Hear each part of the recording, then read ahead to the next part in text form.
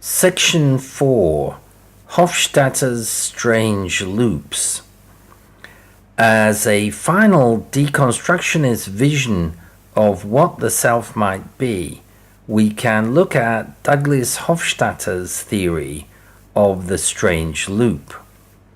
His is a highly abstract and mathematized view of the self in the tradition of functionalism and the computational theory of the mind.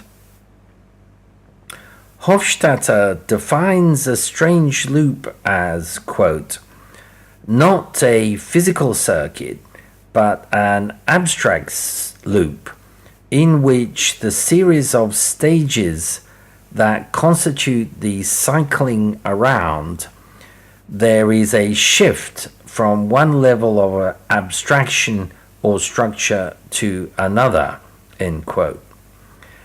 A strange loop feels like, quote, an upwards movement in a hierarchy, and yet somehow the successive upward shifts turn out to give rise to a closed cycle.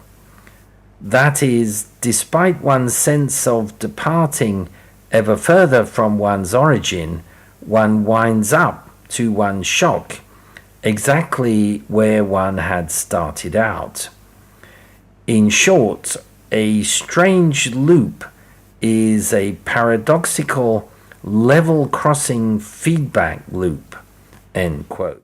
Hofstadter emphasizes the abstract, mathematical rather than physical nature of strange loops, and consequently ourselves, quote, the thesis of this book, he says, is that we ourselves, not our bodies but ourselves, are strange loops, end quote.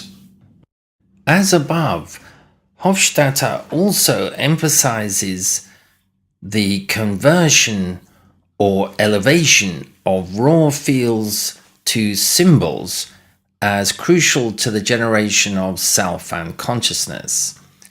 He says, in any strange loop that gives rise to human selfhood, the level of perception, abstraction, and categorization are central, indispensable elements.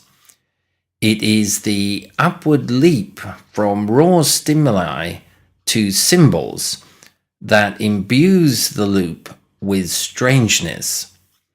The overall gestalt shape of oneself, the stable whirl, so to speak, of the strange loop constitutes one's I, is not picked up by a disinterested neutral camera, but is perceived in a highly subjective manner through the active processes of categorizing, mental replaying, reflecting, comparing, counterfactualizing, and judging, end quote.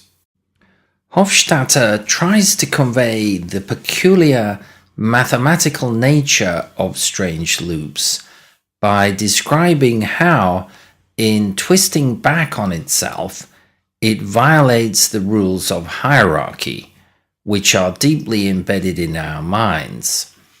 He states this as follows: a loop's strangeness comes purely from the way in which a system can seem to engulf itself through an unexpected twisting around, rudely violating what we had taken to be an inviolable hierarchical order, end quote.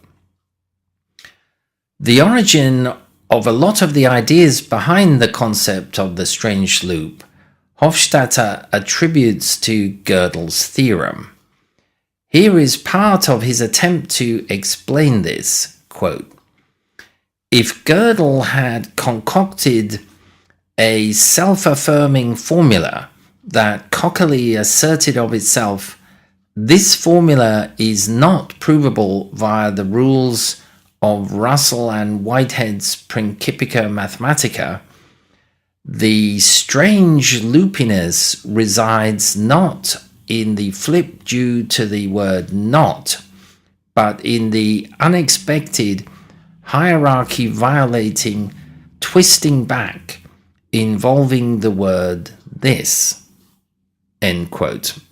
Hofstadter again insists that when I refer to a strange loop inside the brain, do I have in mind a physical structure, some kind of palpable closed curve, perhaps a circuit made of many neurons strung end to end? Could this neural loop be neatly excised in a brain operation and laid out on a table like a delicate pearl necklace for all to see? And would the person whose brain had thus been de-looped thereby become an unconscious zombie? And he concludes that, needless to say, that's hardly what I have in mind. The strange loop making up an I is no more a pinpointable, extractable physical object than an audio feedback loop is a tangible object possessing a mass and a diameter. Such a loop may exist inside an auditorium, but the fact that it is physically localized doesn't mean that one can pick it up and heft it, let alone measure such things as its temperature and thickness. An I loop, like an audio feedback loop, is an abstraction, but an abstraction that seems immensely real, almost physically palpable to beings like us. End quote.